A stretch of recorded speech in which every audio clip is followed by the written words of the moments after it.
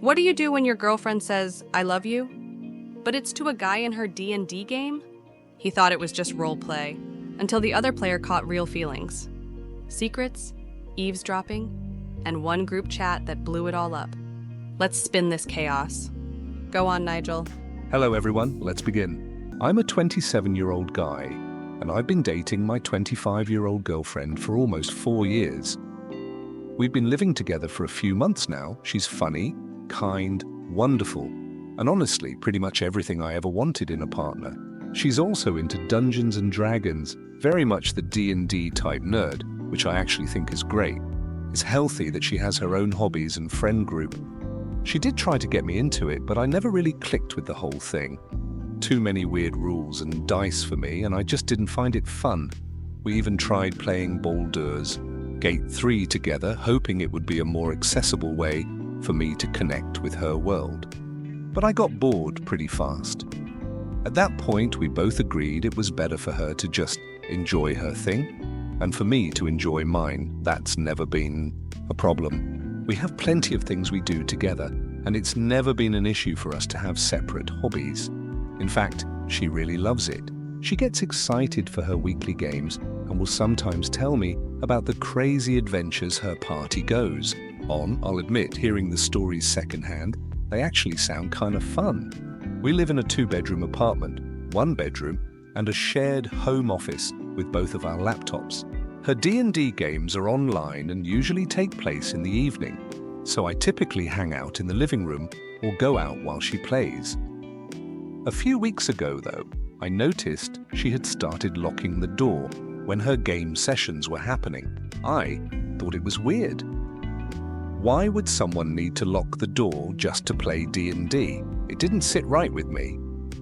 And here's where I did something I now feel a bit ashamed of, but I genuinely didn't know what else to do. For the last few sessions, I sat outside the office door and listened. She wears headphones, so I could only hear her side of the conversation. At first, it was all the usual stuff. Dice rolls, jokes with her friends, spellcasting. Totally normal, but I kept listening. 4 hours last week, over 2 hours this week. Eventually, I heard something that shattered me. She was talking to another player in a way that was clearly romantic, tender, emotional. She literally said, "You know I love you. That's why I want to help you save your family." And she said it in a tone that felt so genuine, it shook me. It went on like that for about 15 minutes, a deeply romantic exchange. And then it ended. Back to the game, but by that point, it didn't matter. Something in me cracked. I was really upset. I went back to the living room, and when she came out of the session, I confronted her. I told her I'd heard her, that I'd heard her telling another man she loved him, that he was the only one who understood her, that she'd do anything for him. She told me I was taking it out of context, that it was just pretend, that it was all in character, but I told her it didn't feel like fiction to me. This wasn't some pre-written video game scene. She was saying those words live to a real person. Romantic, emotionally intimate words. It hurt.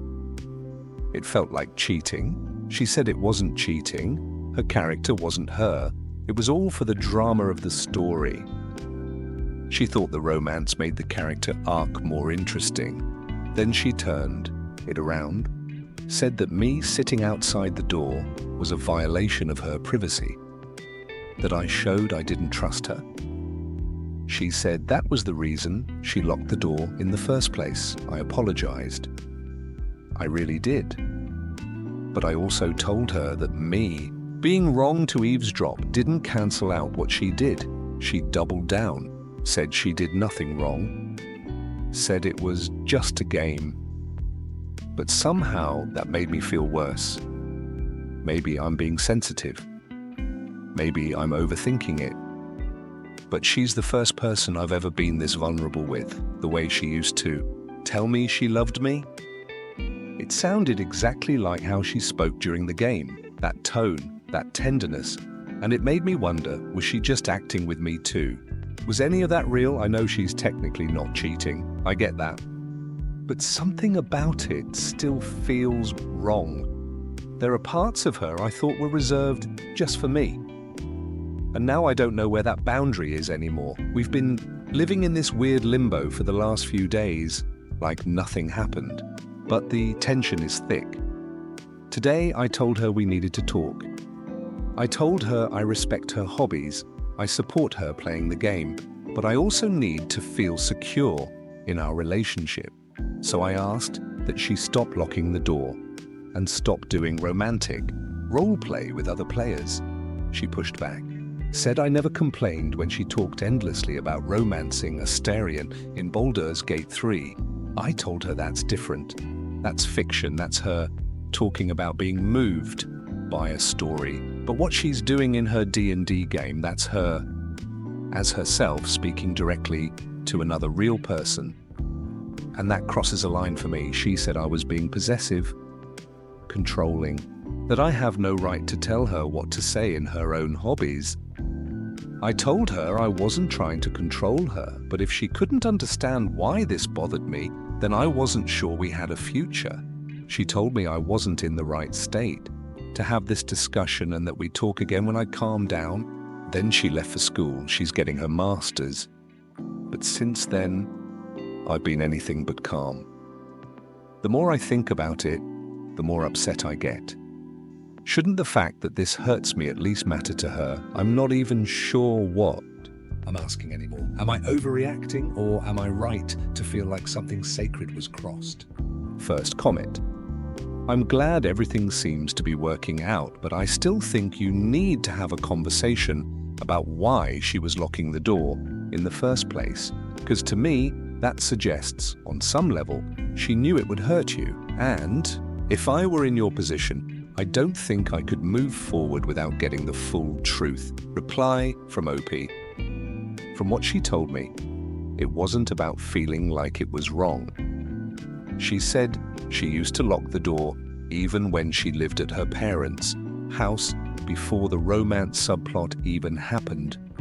It was more about feeling safe enough to get into the headspace to perform, but I told her that this was exactly the kind of thing that made the situation feel off to me.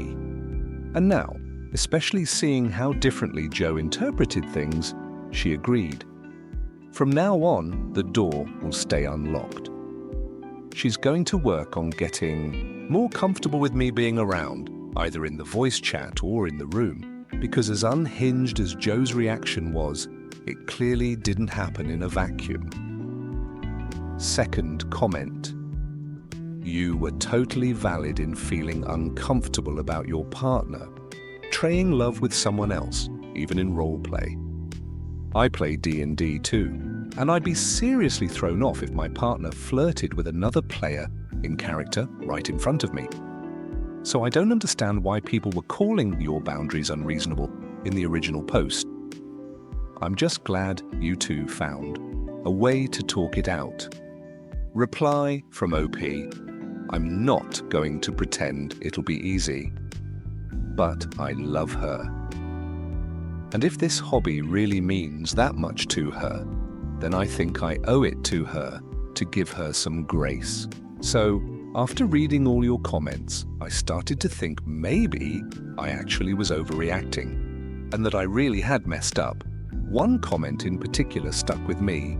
Someone suggested I talk to her about keeping the door unlocked and ask if I could listen in on a few sessions. That way, I could get some context and maybe learn to accept her hobby without spiraling. I thought that sounded really reasonable. When she came home from school, I made her favorite dinner, homemade pizza from scratch, and we sat down to talk. She opened by asking for an apology. She said that whatever else I had to say, eavesdropping on her and showing I didn't trust her were major violations, and I couldn't just gloss over that. I agreed and apologized immediately. She was right. That was a really crappy thing to do. That helped her open up a bit more and actually hear me out, so I told her, calmly and respectfully, that it really bothered me that she was simulating romantic love with someone I didn't know, in a context I didn't understand. I said I could apologize for my actions, but I couldn't just turn off how I felt about the whole thing, and that my feelings deserved a conversation too. She asked what I had in mind. I said I believed trust had to go both ways. Me trusting her that it was just a game is one part of it, but in return, I asked that she keep the door unlocked and allow me to sit in on a few sessions. I promised I wouldn't disrupt anything, wouldn't overreact, and would only bring up any concerns after the session ended. She actually seemed relieved. She said she was worried I'd demand she quit the game or break up with her. She said she personally didn't mind me listening in, but she'd need to check with her group. I told her that was totally fair. The rest of the night, though, she was glued to her phone. Constant Discord notifications. She looked more and more upset as the hours went on, well into the night, even after I fell asleep. I asked if something was wrong, and she said maybe, but told me not to wait up and promised she'd tell me everything in the morning. I didn't get much sleep, but I also didn't want to pry, especially after I'd just promised not to. The next morning, I asked what happened. She looked nervous and exhausted. She told me she brought the whole thing up with her group, and the reactions were mixed. To make things easier, I'll use fake names. Everyone in the group was okay with me listening in, except Joe. Joe is the guy whose character she had the romance with. Joe said that he wouldn't feel safe role-playing if there was a stranger in the call, and that he wouldn't participate in any game I was present for. My girlfriend responded that the entire reason I wanted to sit in was because of the romance between their characters. Joe told her I was being unreasonable and violating his boundaries with my controlling demands. That was already a red flag to me. But then came the private messages. She got 3. First was from Joe, a really long message. He told her how much he cared about her, that it hurt him to watch her dim her light for a controlling, abusive boyfriend who was stifling her creativity, that she deserved someone who appreciated her, someone who shared her interests. He added that he was available if she ever wanted to talk. He closed the message with a rant about how women like her always go for selfish jerks and ignore the good guys, that he felt a deep connection with her through their characters, and how could she possibly ignore that? I genuinely couldn't believe I was seeing one of these nice guy monologues in the wild. I don't usually get secondhand embarrassment, but that message was so cringe, I almost died. I laughed out loud. I couldn't be mad, it was just that sad. Second message was from Jenny, another player. She said Joe seemed way too invested in the romance and that it was honestly taking up too much game time. She hadn't said anything before because she assumed my girlfriend was really into it. Now that the situation came up, she wanted to be honest. She also said she found Joe creepy, which I appreciated. I've never met any of these people. It's an online group, but Jenny might be my new best friend. Third message came from Mitch, the game's DM. He said Joe had already reached out to him demanding that I not be allowed to violate the intimacy of the group. Yes, direct quote. Joe also asked Mitch to pressure my girlfriend into disinviting me or even breaking up with me. I don't know what Joe thought Mitch could possibly do there, but okay. The result? They cancelled the next game session to figure it all out. My girlfriend didn't respond to Joe's message yet, but she seemed really relieved that I wasn't angry. I told her, of course I'm not mad. She's a wonderful person. Of course people are going to be into her. That was never my issue. I just needed to know she wasn't into him back. And after seeing that message, I'm confident she wasn't. That helped her feel a lot better. We talked a bit more and she agreed that locking the door probably looked suspicious. We came up with a new ground rule. If a character dynamic makes her feel like she needs to lock the door to play it, that's probably a dynamic she should tell me about beforehand.